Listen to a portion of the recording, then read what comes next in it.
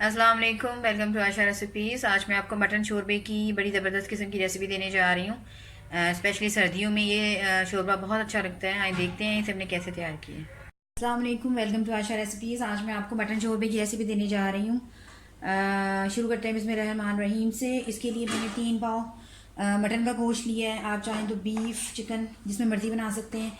2 table spoon इसमें लहसुन अदरक का पेस्ट जाएगा। तकरीबन 1 लीटर में पानी ले रही हूँ।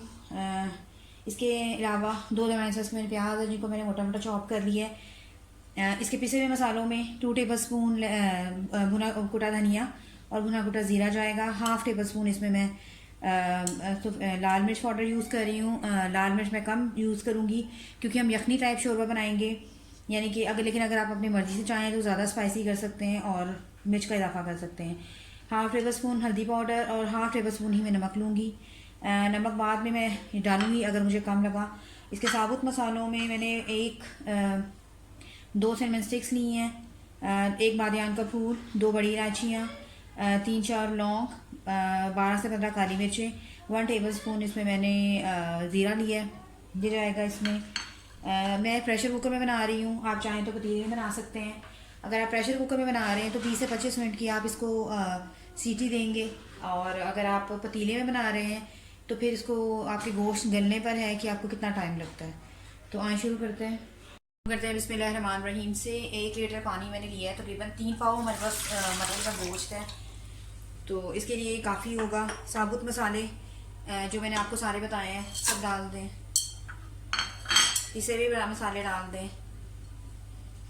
और इसके अलावा 2 दरमियाने साइज़ के प्याज मोटे मोटे काट के भी डाल दें। 2 टेबल स्पून भर के लहसुन अदरक का पेस्ट 1। आप चाहें तो साबुत मोटा मोटा काट के अदरक और लहसुन भी डाल सकते हैं, लेकिन फिर ये होता है कि आपको शोरबे को फिर बाद में ड्रेन करना पड़ता है। इस तरह से फिर ड्रेन नहीं करना पड़ता। फ़िलहाल मैं इसमें घी नहीं डालूंगी, मैं इसे देसी घी में बनाऊंगी। फ़िलहाल मैं इसमें घी नहीं डाल रही। पहले मैं इसको गोश्त को अच्छी तरह से गला लूँगी, उसके बाद फिर क्योंकि गोश्त भी जो है अपना फ़ैट छोड़ेगा तो फिर मैं उसके हिसाब से बाद में घी यूज़ करूँगी। आप चाहें तो ऑयल भी डाल सकते हैं, आप चाहें तो बनास्पति घी भी डाल सकते हैं, लेकिन मैं क्योंकि यखनी टाइप शोरबा बना रही हूँ तो मैं देसी घी यूज़ करूँगी। तो प्रेशर की लिड बंद कर दें और 20 से 25 मिनट की बिल्कुल मीडियम फ्लेम पर इसको, यानी कि प्रेशर की सीटी जो है उसको चढ़ने दें। गोश्त डाल दें,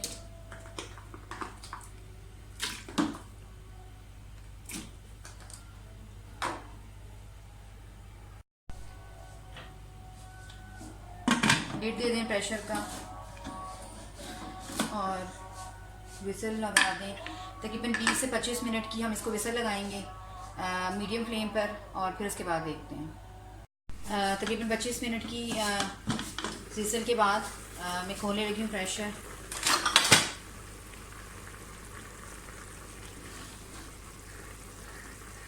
आप देख सकते हैं कि थोड़ा थोड़ा फैट जो है वो ऊपर आया हुआ है गोश्त का। अब इस टाइम पे मैं तकरीबन 3 से 4 चम्मच लगा लें टेबल स्पून घी डाल रही हूँ इसमें। 1 दरमियाने साइज़ का मैंने टमाटर लिया है जिसको मैंने कद्दूकश कर लिया है। अब ये डाल दें इसमें और ये बुनाई शुरू कर दें।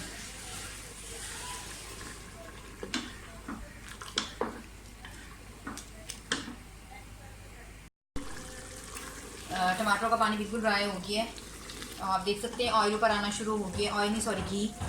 अब इसमें 5-6 हरी मिर्चें डाल दें। तकरीबन 1 टेबल स्पून मैं इसमें गरम मसाला डालूँगी।